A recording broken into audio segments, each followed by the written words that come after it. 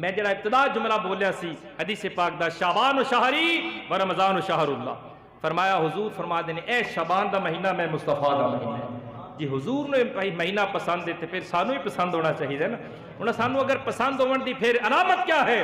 علامت اور نشانی یہ اس مہینے اسی کثرت نال حضور تے درود و سلام پڑھیں، اس مہینے اسی نمازاں دا اہتمام کریے تاکہ رمضان دے آن تو پہلے سانو عادت بن جائے، اس مہینے اسی کثرت نال اس نیت نال بھی عبادت کریے، ایک تے عبادت خدا بندی دا ثواب، دوسرا اس اعتبار نال ثواب ملے گا کہ اس مہینے حضور کثرت نال روزے بھی رکھتے سن، حضور کثرت نال عبادت بھی کرتے سن، میرے مصطفیٰ دا طریقہ بھی ادا ہوتا جائے گا۔ میرے آقا علیہ السلام دے غلاموں، اس دا نتیجہ اور انجام کی ہوئے گا؟ اللہ قرآن اس فرماتا ہے وَمَن يُطِعِ اللَّهَ وَالرَّسُولَ،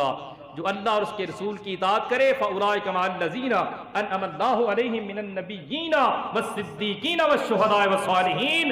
اللہ انہوں قیامت والے دہاڑی نبیوں دا ساتھ عطا فرمائے گا، نبیوں تو بعد پھر صدیقین دا ساتھ، پھر شہداء دا ساتھ، پھر صالحین اولیاء کاملین دا ساتھ مل جائے گا۔ اللہ فرماتا ہے وَحَسُنَ أُولَٰئِكَ رَفِیقًا، یہ کڈے پیارے ساتھی،